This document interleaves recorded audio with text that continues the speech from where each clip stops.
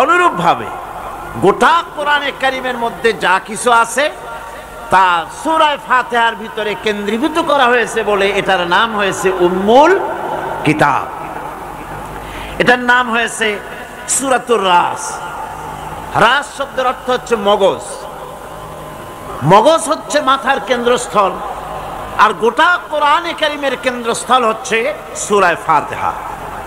সূরা ফাতিহার আরেক নাম হচ্ছে সূরাতুল কানজ, অর্থাৎ খনি, খনির সূরা। তার মানে হচ্ছে জ্ঞান বিজ্ঞানের সমস্ত খনি আল্লাহ পাক সূরা ফাতিহার মধ্যে রেখে দিয়েছেন। সুবহানাল্লাহ বিহামদিহি।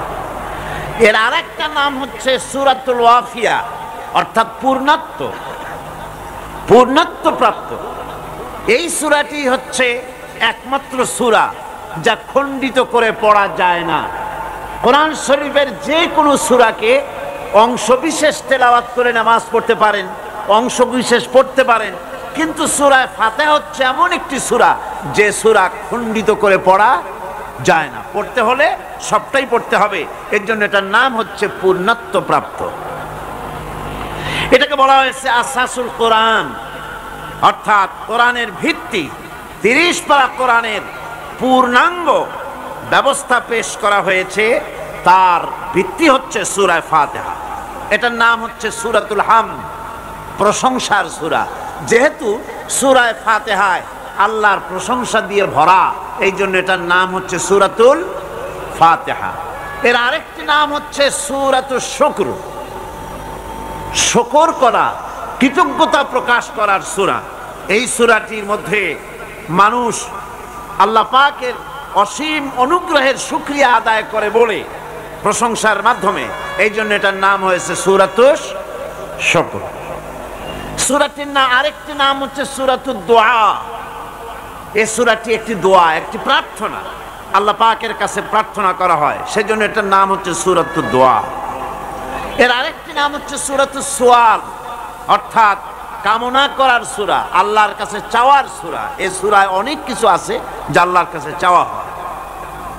এই সূরাটি, এর আরেকটি নাম হচ্ছে সূরাতুশ শিফা, অর্থাৎ প্রতিষেধক, রোগ ব্যাধি ইত্যাদি মুক্ত হওয়ার জন্য। সূরা ফাতিহা আপনারা আল্লাহর ওলিদের কাছে, ওলামাদের কাছে যে যান, পানি নিয়ে, তেল নিয়ে, কালো জিরা নিয়ে, ওনারা যা পড়ে ফু দেন, সেই গোপন কথাটা বলে দেই, সেটা হচ্ছে সূরা ফাতিহা।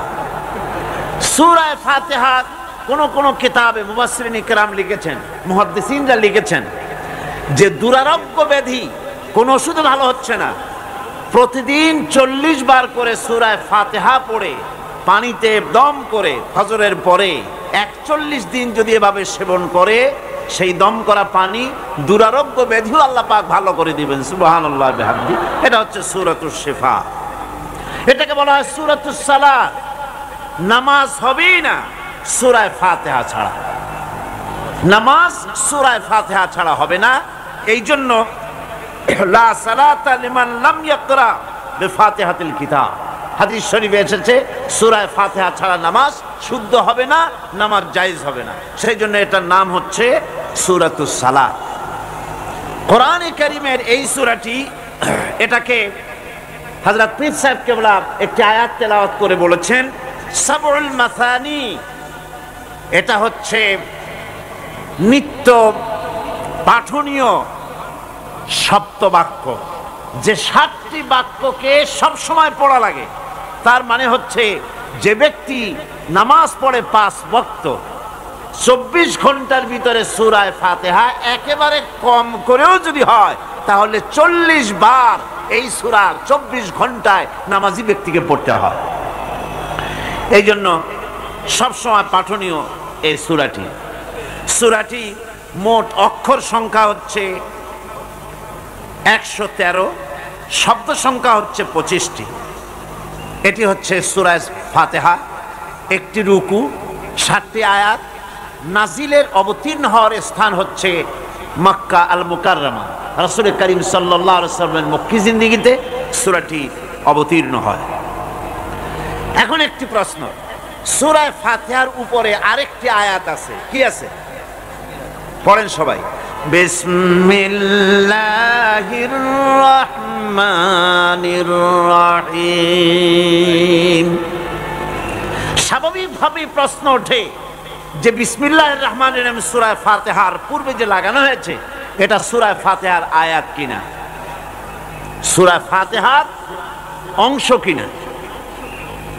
এর উত্তরে বলা যায় কোন কোন সাহাবী, কিছু সংখ্যক সাহাবায়ে কেরাম রিদওয়ানুল্লাহ তাআলা আলাইহিম আজমাইন তারা মনে করতেন যে সূরা ফাতিহার অংশ হচ্ছে বিসমিল্লাহির রহমানির রহিম। এমনকি ইমাম শাফি রহমতুল্লাহ আলাইহি তিনিও এই ধারণা পোষণ করতেন। ইমাম আলুসি রহমতুল্লাহ আলাইহি তার তাফসীরের ভিতরে তিনি এ বিষয়ে বিভিন্ন ধরনের 10টি মত পেশ করেছেন। ইমাম রাজি রহমতুল্লাহ আলাইহি তার তাফসীরের ভিতরে 16টি যুক্তি ধারা পেশ করেছেন বিসমিল্লাহকে সূরা ফাতিহার আয়াত হিসেবে।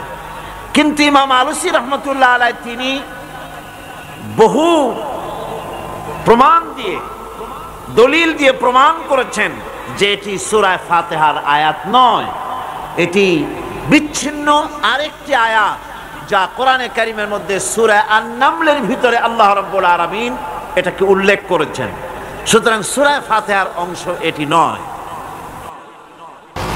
অবশ্য সূরা তাওবায় প্রত্যেক সূরায় যে বিসমিল্লাহ লাগানো হয়েছে এটা আল্লাহ পাকের হুকুমে। কার হুকুমে লাগানো হয়েছে?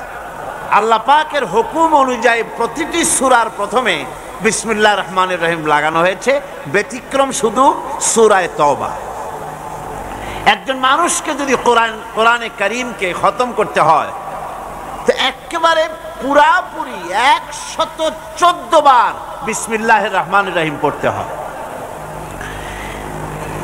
এই বিসমিল্লাহির রহমানির রহিম যখন প্রথম নাজিল হয় কোরআন, তখন আল্লাহ রাব্বুল আলামিন এভাবে নাজিল করেছিলেন, ইকরা বিসমি রাব্বিকাল্লাযী খালাক, পড়ো তোমার রবের নামে। তো রবের নাম নিয়ে পড়া হচ্ছিল। এরপরে সেটা কি? সেটা এসে গেল বিসমিল্লাহির রহমানির রহিম। বিসমিল্লাহির রহমানির রহিম আল্লাহ পাকের নির্দেশ অনুযায়ী প্রত্যেক সূরার ভেতরে, প্রত্যেক সূরার প্রথমে আল্লাহ পাক এটাকে লাগিয়ে দেওয়ার ব্যবস্থা করলেন। এটি একটি অতীব বরকতপূর্ণ সূরা, বরকতপূর্ণ আয়াত। দ্বীন এবং শরীয়তের যে অপূর্ব নিয়ামত কোরআনে কারীম আল্লাহ পাক আমাদের দান করেছেন। বিসমিল্লাহ পড়ার অর্থই হচ্ছে তাই যে পরম করুণাময়, যিনি দাতা এবং দয়ালু, তার নামে শুরু করছি। তার মানে হলো এই কোরআন হচ্ছে সর্বশ্রেষ্ঠ নিয়ামত। এই নিয়ামত যিনি দিয়েছেন তার নাম নিয়ে শুরু করার জন্যই বিসমিল্লাহির রহমানির রহিম বলতে বলা হয়েছে। রাসূল করিম সাল্লাল্লাহু আলাইহি ওয়াসাল্লাম বলেছেন, কুল্লু আমরিন যিবালিন লাম ইউবদাউ ফীহি বিসমিল্লাহ ফাহুয়া আবতার। অর্থাৎ যে কোনো বৈধ কাজের শুরুতে যদি বিসমিল্লাহ বলা না হয় তাহলে তা বরকত শূন্য হয়ে যায়, তার মধ্যে বরকত থাকে না। বর্তমানে আমাদের দেশে এক শ্রেণীর লোকেরা এই বিসমিল্লাহির রহমানির রহিমকে অনুবাদ করার এক কুপ্রথা চালাবার অপপ্রচেষ্টা চালাচ্ছে। অনুবাদে দোষ কিছু নাই, অনুবাদে দোষ কিছু নাই। কোরআনে কারীম বোঝার জন্য খুব ভালো করে লক্ষ্য করবেন, কোরআনে কারীম বোঝার জন্য যে কোনো ভাষার আশ্রয় আপনি গ্রহণ করতে পারেন। আপনি ইংরেজিতে বুঝুন, আপনি উর্দুতে বুঝুন, আপনি আরবিতে বুঝুন, আপনি বাংলায় বুঝুন, কোনো আপত্তি নাই। কোরআন আপনি যে কোনো ভাষায় বুঝতে পারবেন। কিন্তু যখন কোরআন তেলাওয়াত করবেন তখন আরবিতেই তেলাওয়াত করতে হবে, অন্য কোনো ভাষায় তেলাওয়াত করা জায়েজ নাই। কোরআনে কারীম যে আল্লাহ পাক হেফাজত করেছেন, কোরআন হেফাজত করেছেন কে? আল্লাহ রাব্বুল আলামিন বলেন, ইন্না নাহনু নাযালনা যিকরা ওয়া ইন্না লাহু লাহাফিজুন। নিঃসন্দেহে কোরআন নাজিল করেছি আমি আল্লাহ, আর এর সংরক্ষণের সবটুকুন দায়িত্ব আমি আল্লাহ বা নিজ হাতে গ্রহণ করেছি। কোরআনকে আল্লাহ হেফাজত করলেন। পৃথিবীর তাবৎ ধর্মগ্রন্থগুলি উল্টাপাল্টা হয়ে গেল। বেদ বলেন, বাইবেল বলেন, ত্রিপিটক বলেন, জিন্দাবিস্তা বলেন, সমস্ত ধর্মগ্রন্থ উলটপালট হয়ে গিয়েছে, এটার কোনো অস্তিত্ব নাই। বাইবেল সম্পর্কে চ্যালেঞ্জ করা হয়েছে গোটা বিশ্বকে। বর্তমান যুগে যে বাইবেল আছে, এই বাইবেলের ভেতরে আল্লাহর একটা ওয়ার্ড নাই, সব পাদ্রীদের বানানো শব্দ দিয়ে ভরে গেছে বাইবেল। কিন্তু কেউ তো এই চ্যালেঞ্জ করলো না যে কোরআন শরীফ আল্লাহ যা বলছিলেন উল্টোপাল্টা হইয়া মানুষের কথায় ভরে গেছে কোরআন শরীফ। এ কথা কেউ বলছে? বলতে পারবে না। কারণ হচ্ছে কেউ যদি বলে যে এটা মানুষের বানানো, এটা আল্লাহ যা বানাইছিলেন সেটা নাই, অথবা মূলতই এটা আল্লাহ না, এটা মানুষের বানানো, যদি কেউ বলে তাহলে তো লোকেরা তারে ঠাইসে ধরবে, বলবে এটা যখন মানুষের বানানো, বেটা তুমিও তো একটা মানুষ, বানাও কোরআন শরীফ আমাদের সামনে দেখাই যাইতে হবে। পারবে বানাতে? পারবে না। আল্লাহরে অস্বীকার করতে পারে অনেকে, কিন্তু কোরআন আল্লাহর নয়, মানুষের বানানো, এই ধরনের বোকামি কথা কেউ বলে না। কোরআন যে আল্লাহ হেফাজত করলেন, তার মধ্যে যত উপকরণ আল্লাহ পাক ব্যবহার করেছেন, কোরআন হেফাজতের জন্য যতগুলি ব্যবস্থা আল্লাহ পাক নিয়েছেন, তার মধ্যে অন্যতম ব্যবস্থা হচ্ছে যে কোরআনে কারীমকে ভিন্ন কোন ভাষায় পড়া যাবে না। বোঝার জন্য, আমি আবার বলি, বোঝার জন্য যে কোনো ভাষার আশ্রয় নেওয়া যাবে, কিন্তু তেলাওয়াত করার জন্য অন্য কোনো ভাষার আশ্রয় গ্রহণ করা যাবে না। পার্লামেন্টে যখন বাজেট পেশ করা হলো, অর্থমন্ত্রী তিনি বাজেট পেশ করলেন, শুরু করলেন পরম করুণাময় আল্লাহর নামে শুরু করছি, এভাবে উনি ওনার বাজেট বক্তব্য রাখলেন। বাজেটের উপরে আলোচনায় সময় বরাদ্দ হলো ৩৯ ঘন্টা।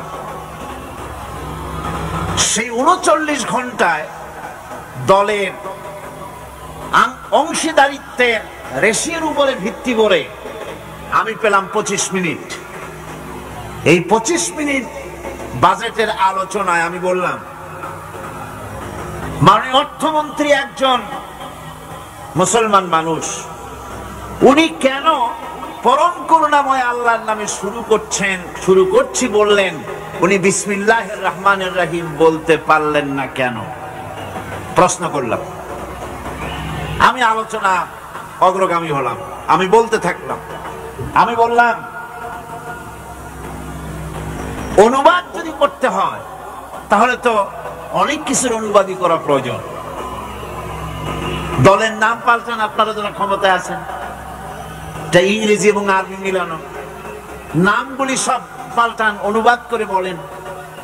তা তো বলা হচ্ছে না, শুধু বিসমিল্লাহর বেলায় অনুবাদটা কেন করা হচ্ছে, কারণটা কি?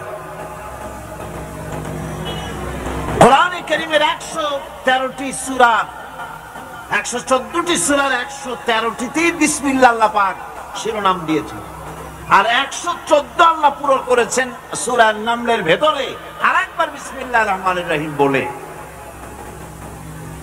আমাদের সংবিধানের দ্বিতীয় লাইন হচ্ছে বিসমিল্লাহির রহমানির রহিম। এই কথাটা আমরা কেন বলতে পারলাম না? আমরা তো অসংখ্য শব্দ ব্যবহার করি আমাদের বাংলা ভাষার মধ্যে। আমাদের বাংলা ভাষা হচ্ছে, আমি বলেছি পার্লামেন্টে, এটা সমুদ্রের মতো, অসংখ্য বিদেশি শব্দ, অবাঙালি শব্দ আমরা এর মধ্যে জায়গা করে দিয়েছি। যেমন ধর্মীয় ব্যাপারে নামাজ, রোজা, হজ, যাকাত, আখিরাত, রিসালাত, বেহেশত, দোজখ, ফেরেশতা, বিবাহের ব্যাপারে আকীদা, আকিকা, কি বলে, আকিকা, ওয়ালিমা, এই শব্দগুলি আমরা ব্যবহার করি কিনা বলেন? ব্যবহার করি কিনা?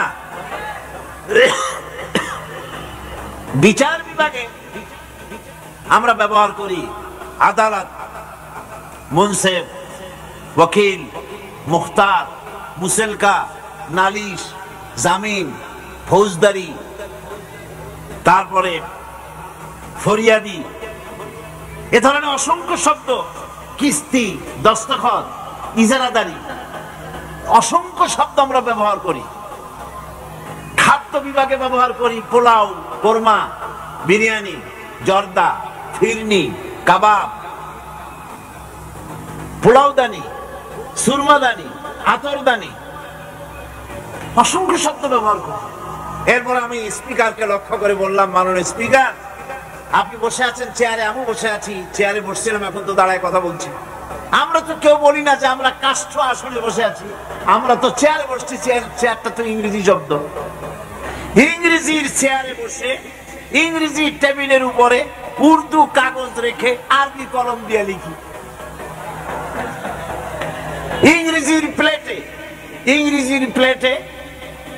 ইংরেজির প্লেটে ভাত খাই, ইংরেজি গ্লাসে পানি খাই, ইংরেজি কাপ পিসে তার ভিতরে চা রেখে এরপরে আমরা চা খাই, চা পান করি, গ্লাসের মধ্যে উর্দু পানি রেখে সেই পানি আমরা পান করি। এগুলির তো আমরা বাংলা তালাশ করি না, আবার তালাশটাও উর্দু শব্দ। এত অসংখ্য শব্দ আমরা ব্যবহার করি বাংলা ভাষার মধ্যে, তার কোনোদিন প্রশ্ন উঠল না এটাকে অনুবাদ করা। অথচ আমরা আজ দুর্ভাগ্যজনক সত্য যে বিসমিল্লাহির রহমানির রহিম বুক ফুলায় বলতে পারছি না, এক শ্রেণীর লোকেরা বলতে পারছি না। আপনারা বিশ্বাস করুন, 786 দিয়ে আমাদের দেশে বিসমিল্লাহ বুঝানো হয়, হয় না? চিঠিপত্রে লেখে 786 আফজল, যতই আফজল হোক, আপনারা বিশ্বাস করুন 10 লক্ষ বার যদি 786 কেউ লেখে, একবার বিসমিল্লাহ বলার সমান হবে না। কারণ হচ্ছে বিসমিল্লাহির রহমানির রহিম এর মধ্যে অক্ষর আছে কয়টা? 19টা। কয়টা অক্ষর আছে? আল্লাহর নবী বলেছেন প্রত্যেক অক্ষরে অক্ষরে আল্লাহ রাব্বুল আলামিন 10 করে নেকি আমলনামায় লিখে দিবেন। কেউ যদি বিসমিল্লাহ পড়ে, বিসমিল্লাহির রহমানির রহিম যদি একবার পড়ে, তার আমলনামায় সঙ্গে সঙ্গে 190টি নেকি লেখা হয়ে যায়। পরম করুণাময় আল্লাহর নামে শুরু করছি, লিখলে কি অক্ষরে অক্ষরে এরকম 10 নেকি পাওয়া যাবে? যাবে না। সুতরাং দুর্ভাগ্যজনক ভাবে যে অনুবাদ শুরু হয়েছে, এ অনুবাদ করে পড়ার মধ্যে সংখ্যা আছে, সহজ নাই, সংকীর্ণতা আছে, উদারতা নাই, এর ভেতরে দীনতা আছে, ঐশ্বর্য নাই, এর ভেতরে রাজনীতি আছে, ধর্ম নাই, এর ভিতরে অন্ধ অনুকরণ আছে, নেতৃত্ব নাই, এর ভেতরে পরাজয়ের গ্লানি আছে, বিজয়ের আনন্দ নাই, এর ভেতরে কপাল পোড়ার লক্ষণ আছে, বরকতের মোটেই সম্ভাবনা নাই। সুতরাং বিসমিল্লাহ মনে রাখতে হবে, প্রত্যেকটি ব্যক্তিকে স্মরণ রাখতে হবে। বিসমিল্লাহর আমদানি এদেশে কোন নেতা নেত্রীর বদৌলতে আমদানি হয়নি। বিসমিল্লাহ আমদানি করেছেন আল্লাহ রাব্বুল ইজ্জাতুল জালাল। বিসমিল্লাহ হচ্ছে গোটা জাতির মুসলিম উম্মত কলিজার সাথে জড়িত বিসমিল্লাহির রহমানির রহিম। সুতরাং স্পষ্ট করে বলতে হবে, সকলে পড়েন বিসমিল্লাহির রহমানির রহিম। এক্ষুনি আমার আপনাদের সকলের আমলনামায় 190টি করে দেখি আমলনামায় লেখা হয়ে গেছে, আলহামদুলিল্লাহ। ভাইরা আমার, সুতরাং বিসমিল্লাহ হচ্ছে কোন মুফাসসিরিন লিখেছেন গোটা কোরআন শরীফে যা আছে সূরা ফাতিহায় তাই আছে, আবার সূরা ফাতিহা যা আছে সবটা বিসমিল্লাহির রহমানির রহিমের ভিতরে আছে। এই যেন ছোট্ট একটি ঝিনুকের মধ্যে 7টি মহাসমুদ্রকে আল্লাহ পাক প্রবেশ করিয়ে দিয়েছেন। সুবহানাল্লাহ ওয়া বিহামদিহি। আল্লাহ পাকের কি সুন্দর 3টি নামের মধ্যে। আল্লাহ, কি নাম আছে এর মধ্যে? আল্লাহ, নাম আছে রহমান, নাম আছে রহিম। কেবলমাত্র হতভাগ্য যারা, তারাই জনসমক্ষে এসে আল্লাহ পাকের এই সুন্দর নামটি উচ্চারণ করতে পারে না। কেবলমাত্র বক্তৃতার শুরুতে সালামু আলাইকুম ওয়া রাহমাতুল্লাহ আলাই, আসসালামু আলাইকুম ওয়া রাহমাতুল্লাহ এ কথা বলতে পারে না। সৌভাগ্যবানদের পক্ষেই সম্ভব। সুতরাং গোটা জাতিকে আল্লাহ পাক সৌভাগ্য দানে ধন্য করুন, আমরা বলি আমিন। শুরু হচ্ছে সূরা ফাতিহা। আলহামদুলিল্লাহি রাব্বিল আলামিন। সূরা ফাতিহা আমি বলি এটি যেন একটি অভিনন্দন পত্র। এটি কি? অভিনন্দন পত্র। বান্দা দিচ্ছে তার রবকে, রবের ভাষায় শেখানো অভিনন্দন পত্র বান্দা তার রবকে প্রকাশ করছেন, দিচ্ছেন। অভিনন্দন পত্রে তিনটা জিনিস থাকে, আপনারা লক্ষ্য করে শুনলে বুঝতে পারবেন ইনশাআল্লাহ। একবার ভাবুন যে কত বড় কথা 30 পারা কোরআনের মধ্যে যা আছে তার সবটা আল্লাহ পাক তার সারাংশ সূরা ফাতিহায় ঢুকাইছেন। তাহলে এটা জিনিসটা কি এটা বুঝতে হবে, এবং সেই ধরনের অন্তর নিয়ে মন নিয়ে বসতে হবে আর বুঝতে চেষ্টা করতে হবে। আমি ধীরে ধীরে আপনাদের সামনে পেশ করব ইনশাআল্লাহ, বিইজনিল্লাহ, বিমাশিয়াতিল্লাহ, বিফদলিল্লাহ। সূরা ফাতিহার মধ্যে আমি বলেছি এটা একটি অভিনন্দন পত্রের মতো। কিরকম? অভিনন্দন পত্রে তিনটা জিনিস থাকে। কয়টা জিনিস থাকে? তিনটা। প্রথমে থাকে প্রশংসা। অভিনন্দন পত্রের প্রথমে কি থাকে? প্রশংসা। 2 নম্বরে থাকে পরিচয়। 3 নম্বরে থাকে দাবি।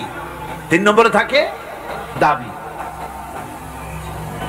প্রথমেই দাবি করা হয় না, এটা ঠিক না।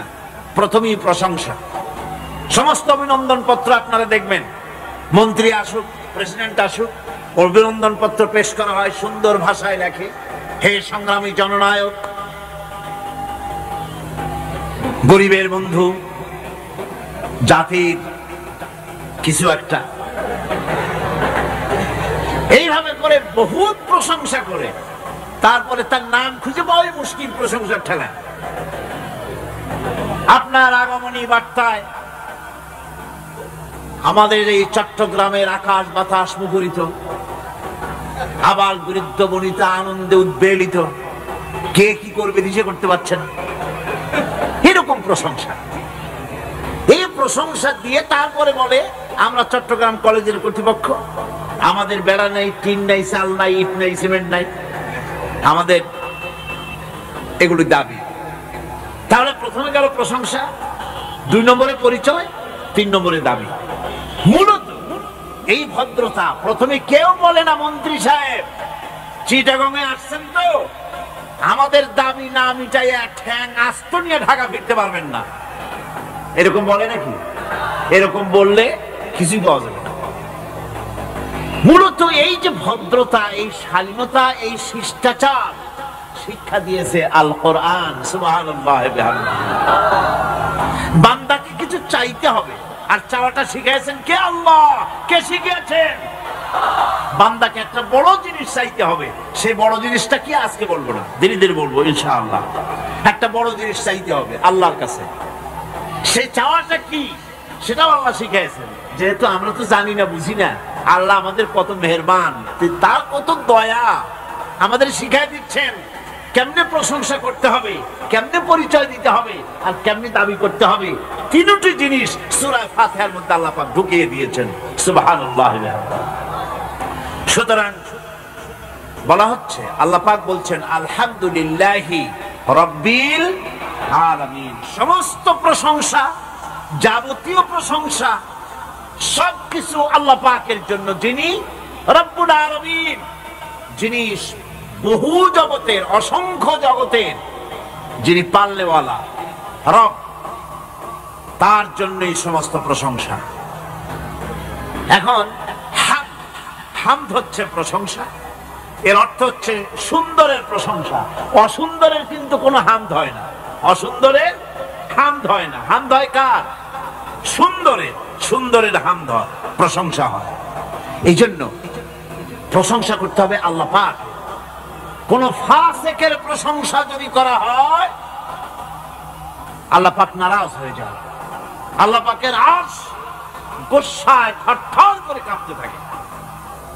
প্রশংসা হবে কেবলমাত্র কার? আল্লাহ পাক। এবং এই প্রশংসা সবটুকু হামদের আগে আলিফ লাম লাগানো হয়েছে। এটা হচ্ছে জিন্স বা ইস্তিকরার, অর্থাৎ সমস্ত বস্তুকে বোঝাবার জন্য আল শব্দকে ব্যবহার করা হয়েছে। আলহামদু, সমস্ত প্রশংসা সেই আল্লাহ পাকের, যিনি তামাম জাহানকে সৃষ্টি করেছেন এবং প্রতিপালন করেছেন। আল্লাহ পাক তিনি হচ্ছেন সুন্দর। আল্লাহ কি? আল্লাহ রাব্বুল আলামিন তিনি এমন সুন্দর, তার সৃষ্টি কত সুন্দর তাই দেখে তাকে অনুমান করা যায় তিনি কত সুন্দর। আল্লাহ রাব্বুল আলামিন তার রুচিবোধ, তার সৌন্দর্য, তার সৃষ্টি দেখলেই বোঝা যায়। এই দুনিয়াকে কত সুন্দর করে তিনি সাজিয়েছেন, এই পৃথিবীকে কত সুন্দর করে তিনি গুছিয়েছেন, তার সৃষ্টি দেখলেই বোঝা যায় আল্লাহ রাব্বুল আলামিন কত সুন্দর। জোরে কোন সুবহানাল্লাহ। আপনারা জানেন আল্লাহ পাক এই পৃথিবীতে সব জোড়ায় জোড়ায় সৃষ্টি করেছেন, ঠিক কিনা? সব জোড়া জোড়া সৃষ্টি করেছেন। এখন ফুলের থেকে ফল হবে, ফুলের থেকে কি হবে? ফল তৈরি হবে। খুব ভালো করে বোঝেন, ফুলের থেকে ফল হবে। এখন এজন্য স্ত্রী জাতীয় ফুল এবং পুরুষ জাতীয় ফুলের সংমিশ্রণ হতে হবে। ফুলেরা তো হাঁটতে পারে না, ফুলেরা তো চলতে পারে না, এই কাজটা করবে কে? এই ক্রসের জন্য, এই মিলনের জন্য পুং কেশরকে স্ত্রী কেশরে নিয়ে এই মিলন ঘটাবার জন্য আল্লাহ পাকের রুচি দেখুন, তার সৌন্দর্য বোধ দেখুন। শুধু একটা দৃষ্টান্ত দেব, বেশি দেব না, একটা দৃষ্টান্ত দিচ্ছি। তার রুচিবোধ, তার সৌন্দর্যবোধ, তার শৈল্পিক নান্দনিক সৌন্দর্যবোধ, কত প্রশংসা, কিয়ামত পর্যন্ত প্রশংসা করে শেষ করা যাবে না। ফুলের পুং কেশরকে স্ত্রী কেশরে পৌঁছে দেওয়ার জন্য আল্লাহ এই দায়িত্বটা তেলাপোকাকেও দিতে পারতেন কিনা? তেলাপোকা চেনেন না? চেনেন কিনা? তেলাপোকাকে এই দায়িত্ব দিতে পারতেন, আরশোলাকে এই দায়িত্বটা দিতে পারতেন। কিন্তু আল্লাহ পাক তার সৌন্দর্যবোধ এবং রুচিবোধের কারণে ফুলের মতো এত সুন্দর জিনিসের উপরে তেলাপোকা আরশোলা চড়ুক আল্লাহ পাক পছন্দ করেন নাই। ফুল যেমন সুন্দর, এই দায়িত্বটা আল্লাহ পাক প্রজাপতিকে দান করেছেন এই দায়িত্বটা পালন করার জন্য। ফুলও যেমন সুন্দর, প্রজাপতিও তেমন সুন্দর। আর এই দায়িত্ব বিশ্বব্যাপী পালন করে প্রজাপতিরা। সুবহানাল্লাহ। সুতরাং প্রশংসা হবে সুন্দরের, সেই সুন্দর যিনি আল্লাহ রাব্বুল আলামিন, তার যাবতীয় প্রশংসা সেই আল্লাহ পাক। এখন মানুষের জন্য আল্লাহকে চেনার পথ কি? আলহামদুলিল্লাহ। প্রশংসা করছি কার? আল্লাহর। জোরে বলেন সকলে, কার করছি? আল্লাহ পাকের প্রশংসা করছি। আল্লাহকে চেনার পথ কি? সৃষ্টি আল্লাহকে, সৃষ্টি যদি স্রষ্টাকে চিনতে চায়, মানুষ যদি আল্লাহ রাব্বুল আলামিনকে জানতে চায়, চিনতে চায়, তার পদ্ধতি হচ্ছে তার সৃষ্টিকে জানা। তার সৃষ্টির মাধ্যমে তাকে চেনা যাবে।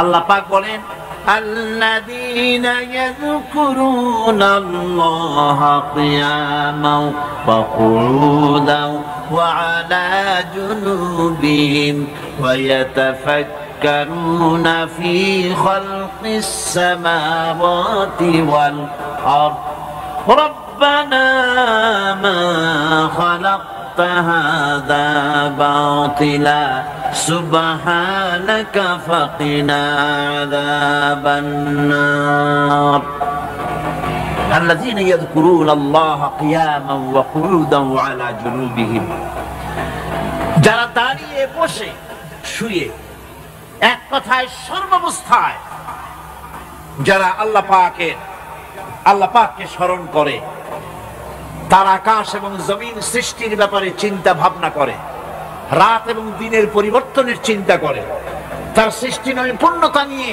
যারা গবেষণা করে, তারাই হচ্ছে আল্লাহ পাকের খাঁটি বান্দা। একজন সত্যানুসন্ধানী, চোখের সামনে যখন নিখিল বিশ্বের পরমাণু থেকে শুরু করে সূর্য, চন্দ্র, গ্রহ, নক্ষত্র, বিশাল আকাশ পর্যন্ত, গাছপালা, তরুলতা, সমুদ্র, মহাসমুদ্র, পশু পক্ষী ইত্যাদি যখন তার নজরে পড়ে, তখন একজন সত্যের অনুসারী ব্যক্তি, একজন সত্যের অনুসন্ধানী ব্যক্তি তার মুখ থেকে বেসাক্তা স্বতঃস্ফূর্ত ভাবে নিজের অজান্তে মুখ থেকে যে শব্দটা বেরোয়, সে শব্দটা হচ্ছে আলহামদুলিল্লাহি রাব্বিল আলামিন। সমস্ত প্রশংসা হচ্ছে ওই আল্লাহ পাকের, যিনি এগুলিকে সৃষ্টি করেছেন। আর তিনি কোনো কিছুকেই বেকার সৃষ্টি করেন নাই, খামোখা সৃষ্টি করেন নাই। প্রত্যেকটির পেছনে রয়েছে বিরাট বিরাট উদ্দেশ্য। এখানে মানুষের সবচাইতে বড় ভ্রান্তি, মানুষের সবচাইতে বড় ভুল, সেটা হলো এই দুর্ভাগ্যজনক ভাবে সকল সৌন্দর্যের মহাশিল্পী আল্লাহ পাককে মানুষ ভুলে যায়। তারা প্রশংসা করে নদীর, প্রশংসা করে নারীর, নারীর অঙ্গ প্রত্যঙ্গ নিয়ে তারা কবিতা লেখে, নারীর সৌন্দর্য নিয়ে কবিতা লেখে, সাহিত্য রচনা করে, সূর্য নিয়ে, চন্দ্র নিয়ে, চাঁদের মায়াবী জ্যোৎস্না নিয়ে, এর সুন্দর সুষমা নিয়ে কবিতা লেখে, প্রজাপতির রং দিয়ে গান তৈরি করে, ফুলের সৌন্দর্য এবং তার সৌরভ দেখে মানুষ পাগল হয়ে যায়। এগুলির পিছনে গান, সাহিত্য ইত্যাদি কবিতা রচনা করে, কিন্তু এই সৌন্দর্য যিনি সৃষ্টি করেছেন সে আল্লাহ পাককে বেমালুম ভুলে যায়। সেই জন্যে স্রষ্টার প্রশংসা করতে হবে। আল্লাহ পাক শেখাচ্ছেন, শুরুতেই শেখাচ্ছেন আলহামদুলিল্লাহি রাব্বিল আলামিন। পড়েন সবাই আলহামদুলিল্লাহি রাব্বিল আলামিন। এখানে আল্লাহ প্রশংসা কার বলুন? কার? আল্লাহ নয়, আল্লাহ, আল্লাহ পাকের প্রশংসা। আল্লাহ হচ্ছে ইসমে জাত। আল্লাহ কি? ইসমে জাত। কোন ধরনের অনুবাদ দিয়ে আল্লাহ শব্দের ব্যাখ্যা বোঝানো যাবে না। আল্লাহ এটাকে যদি সৃষ্টিকর্তা লেখা হয় তাহলে আল্লাহ শব্দের হক আদায় হবে? সৃষ্টিকর্তা বলতে তো বুঝাই যায়, তা তো আছে খালেক, সৃষ্টিকর্তা। এই জন্য আল্লাহ পাকের একটা সিফাতি নাম আছে না? সে নাম কি? খালেক। আল্লাহ এটা কি কোনো অনুবাদ দিয়ে সৃষ্টিকর্তা বলে বোঝানো যাবে না। আল্লাহ হচ্ছেন এমন, পৃথিবীতে যত ধর্মের লোকেরা তাদের স্রষ্টাকে ডাকে, কেউ বলে ভগবান, কেউ বলে ঈশ্বর, কেউ বলে পরমেশ্বর, কেউ বলে বিধাতা, কেউ বলে গড, কেউ বলে জিহ্বা। বলেন এরকম? কথা না বললে বুঝি কি বলে। এর প্রত্যেকটি শব্দের প্রতি শব্দে স্ত্রীলিঙ্গে অন্য শব্দ আসবে। ভগবান বললে কি হবে? ভগবতী। ঈশ্বর বললে ঈশ্বরী। পরমেশ্বর বললে পরমেশ্বরী। বিধাতা বললে বিধাত্রী। গড বললে গডের। এখন গড আরো বেকায়দা। গডটারে যদি উল্টায় দেন এমন সর্বনাশ হবে যা বলার মতো না। আর এই শব্দ দিয়েও বোঝার উপায় নাই যে তারা কি বলতে চায়। শব্দকে খণ্ডিত যদি করা হয় তাও বোঝা যাবে না যে কি বলতে চায়। অথচ আল্লাহ পাক হচ্ছেন, আল্লাহ পাকের নাম হচ্ছে এমন একটি নাম, আমাকে যদি কেউ বলে যে অন্য কোন ব্যাখ্যা চাই না, আল্লাহ দিয়ে আল্লাহরে বুঝায় দেন, তো আল্লাহ দিয়ে আল্লাহরে বুঝানো যাবে। এরকম কোরআনে কারিমের মধ্যে আল্লাহ আয়াতে কারিমা সেট করে রেখেছেন। সুবহানাল্লাহ। যদি আপনারা বলেন আমাকে যে আল্লাহ দিয়ে আল্লাহর পরিচয় করায় দেন, তো আমি বলবো আল্লাহ রাব্বুল আলামিন কোরআনে কারীমের মধ্যে বলেছেন আল্লাহু লা ইলাহা ইল্লা হুয়াল হাইয়ুল কাইয়্যুম। কোন সূরা আছে? কোন আয়াতে? আয়াতুল কুরসি। পড়তে ইচ্ছা করে না? পড়েন আমার সাথে। আল্লাহু লা ইলাহা ইল্লা হুয়াল হাইয়ুল কাইয়্যুম। আল্লাহ হচ্ছেন তিনি যিনি ছাড়া কোনো উপাস্য নাই, কোনো ইলাহ নাই, কোনো মাবুদ নাই যিনি ছাড়া, আর কোনো ইবাদতের মালিক নাই। আর যিনি হচ্ছেন সদা জাগ্রত চিরঞ্জীব, সার্বভৌমত্বের একচ্ছত্র মালিক, যিনি সদা জাগ্রত চিরঞ্জীব, তিনি হচ্ছেন আল্লাহ। এখন কেউ যদি বলেন আল্লাহ অক্ষর কি, এক একটা অক্ষর বাদ দিয়া আল্লাহরে চিনায় দেন, তাও চিনানো যাবে। আল্লাহর প্রথম অক্ষর যদি বাদ দেন কি থাকবে? কোরআনে কারীম বলছে তা দিয়েও বোঝা যাবে। লিল্লাহি মা ফিস সামাওয়াতি ওয়া মা ফিল আরদ। আল্লাহ হচ্ছেন তিনি যার জন্য আকাশ আর জমিন, আকাশ এবং জমিনের একচ্ছত্র মালিক। এর মাঝখানে যা কিছু আছে সব কিছুর মালিকানা যার হাতের মুঠায়, তিনি আমার আল্লাহ। তিনি কে? আল্লাহ। এরপরে যদি বলেন আর একটা নাম ছেড়ে দেন, আলিফ সাল্লাম একটা নাম ছেড়ে দিলাম, তাহলে কি থাকলো? লাহ থাকলো, দুইটা অক্ষর থাকলো লাহু। এই লাহু দিয়েও আল্লাহ রাব্বুল আলামিনের সিফাতকে, তার গুণকে বোঝা যাবে। লাহু মাকালিদুস সামাওয়াতি ওয়াল আরদ। আল্লাহ পাক বলেন আসমান এবং জমিনের রিজকের চাবিকাঠি আল্লাহ পাকের হাতে, যাকে খুশি তিনি পর্যাপ্ত রিজেক দান করেন। কেউ যদি বলেন নামটাও ফালায় দেন, নামটাও ছেড়ে দেন, দিলাম নাম একটা ছেড়ে, থাকলো কি? একটা অক্ষর থাকলো হু। এই হু দিয়ে আমার আল্লাহরে চেনা যাবে। ওয়া হুয়াল গফুরুল ওয়াদুদুল আরশিল মাজিদ ফাআলুল লিমা ইউরিদ। আমার আল্লাহ হচ্ছেন তিনি যিনি ক্ষমাশীল, যিনি দয়াবান, যিনি বান্দাকে মহব্বত করেন, যিনি হচ্ছেন আরশে আসিমের মালিক, তিনি হচ্ছেন সেই মহান সত্তা যিনি যা খুশি তাই করতে পারেন। সুতরাং আল্লাহ হচ্ছেন এমন এক লফজ, এমন এক নাম, এমন এক ইসমে জাত যার কোনো বিকল্প নাই, যা অনুবাদ করে আল্লাহকে স্রষ্টা বললে এটা সারবে না, সৃষ্টিকর্তা বললে সারবে না। আল্লাহ পাকের নামের বিরাট বিশাল ব্যাপক অর্থ রয়েছে। সুতরাং আল্লাহকে আল্লাহই বলতে হবে। আল্লাহকে কি বলতে হবে? আল্লাহ আল্লাহ আল্লাহ। কত মজাই নামে, সুবহানাল্লাহ বিহামদিহি, কত মজাই নামে। আল্লাহ রাব্বুল আলামিন বলেন, আমরা শুরু করছি সূরা ফাতিহা। অভিনন্দন পত্র দিচ্ছি, কারে দিচ্ছি?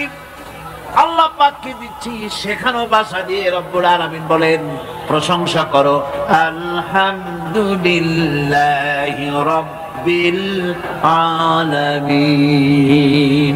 সমস্ত প্রশংসা আল্লাহ পাকের, যিনি হচ্ছেন রব, যিনি কি? রব। এখন এই রব শব্দের বাংলা অর্থ করা হয় প্রভু, লালনকারী, প্রতিপালনকারী, কিন্তু এই অর্থ যথেষ্ট নয়। কোরআনে কারিমে যে রব বলা হয়েছে তার অর্থ হচ্ছে, তার অর্থ ব্যাপক, অনেক বিশাল এর অর্থ। এ রব কাকে বলে? এই রব শব্দের বাংলা অর্থ করা হয় প্রভু, লালনকারী, প্রতিপালনকারী, কিন্তু এই অর্থ যথেষ্ট নয়। কোরআনে কারিমে যে রব বলা হয়েছে তার অর্থ হচ্ছে, তার অর্থ ব্যাপক, অনেক বিশাল এর অর্থ। এ রব কাকে বলে? আমি রবের সমস্ত ব্যাখ্যা করতে পারবো না, তবে অল্প কথায় এমন ভাবে বলতে চেষ্টা করব যাতে করে আপনাদের বুঝে আসবে ইনশাআল্লাহ। আমরা বলি ইনশাআল্লাহ। এখন আপনারা যদি আমাকে প্রশ্ন করেন যে অত কথা বুঝি না, এক লাইনে এক বাক্যে বুঝায় দেন রব কাকে বলে, তাহলে আমি কথাটা এইভাবে বলবো, যাহার যখন যে জিনিসের যতটুকু প্রয়োজন তাহাকে তখন সেই জিনিস ফরিয়াদ করার আগে যিনি পৌঁছে দেন তার নাম হচ্ছে রব। এ রব হচ্ছে, তার মধ্যে রুবুবিয়তের সম্পূর্ণ কোয়ালিটিতে ভর্তি। আল্লাহ পাকের মধ্যে রুবুবিয়তের কোয়ালিটি। রব শুধু সৃষ্টি করেই ছেড়ে দেন না, প্রতিপালন করেন, পূর্ণতায় পৌঁছে দেন। সুবহানাল্লাহ বলতে ইচ্ছে করে না ভাইরা? দেখেন আল্লাহ রাব্বুল আলামিন এমন রব, বাংলাদেশের কুকুর আর আমেরিকা ইউরোপের শীত প্রধান দেশের কুকুর একরকম নয়। আমাদের দেশের পশু ইউরোপ আমেরিকার শীত প্রধান দেশের পশু একরকম নয়। তার কারণ হলো আমাদের দেশে শীত কম, নাতিশীতোষ্ণ অঞ্চলের মধ্যে খানিকটা পড়ে যায়। এখানে পশুদের গায়ে কম পশম থাকলে কোনো অসুবিধা নাই। ভেড়া, ঘোড়া, কুকুর, বন্য প্রাণীকে কেউ তো কম্বল দেয় না, ল্যাপ দেয় না, রাজাই দেয় না, খাতা দেয় না, চাদর দেয় না। আল্লাহ রাব্বুল আলামিন তিনি এমন রব, শীত প্রধান দেশের পশুদের গায়ে পশম দিয়া চিরস্থায়ী কম্বল জড়ায় দিয়েছেন। এর নাম হচ্ছে রব। প্রতিপালনের পদ্ধতি কি সুন্দর করে তিনি প্রতিপালন করছেন, কি সুন্দর করে তিনি পশু পক্ষীগুলিকে তাদের আহার যোগান করছেন, প্রতিপালন করছেন। তিনি রব, মানুষকে সৃষ্টি করেছেন, আমাদেরকে সৃষ্টি করেছেন, সব প্রয়োজন মিটিয়েছেন। সুবহান, সকল প্রয়োজন মিটিয়েছেন, একটা জিনিস বাদ রাখেন। আমাদের মুখে দাঁতের দরকার ছিল, মায়ের পেট থেকে দাঁত নিয়ে আসিনি। মায়ের পেট থেকে আসার পরে আমাদের খাবারের দরকার ছিল। লক্ষ্য করেন রব কারে বলে, লক্ষ্য করুন। মায়ের পেটের মধ্যে যখন ছিলাম ওখানে কোনো রোগের জীবাণু ঢুকতে পারে নাই। ফি করারিম মাকিন, একটি সুরক্ষিত জায়গায় আল্লাহ রাব্বুল আলামিন বাচ্চাকে রেখেছেন, যেখানে কোনো সর্দি হবে না, জ্বর হবে না, সর্দি হবে না, ব্রঙ্কাইটিস হবে না, ডায়াবেটিস হবে না, প্রেসার হবে না। মায়ের পেটের মধ্যে বাচ্চাকে এমন জায়গায় আল্লাহ যত্ন করে রেখেছেন। এই বাচ্চা যখন মায়ের পেট থেকে বেরিয়ে এলো তখন তার পরিবেশ অত্যন্ত খারাপ। এখানে পলিউশন আছে, এখানে কার্বন ডাই অক্সাইড আছে, এখানে বিষাক্ত হাওয়া আছে, এখানে দূষিত আবহাওয়া রয়েছে। প্রতি মুহূর্তে রোগ তাকে হামলা চালাতেছে। এই রোগের থেকে সে বাচ্চা বাঁচবে কি করে? এর জন্য রব্বুল আলামিন তিনি এমন রব, মায়ের বুকের মধ্যে যে খাবার তৈরি করলেন বাচ্চার, ওই খাবারের মধ্যে বাচ্চার ওষুধ আল্লাহ পাক বানায়া দিলেন।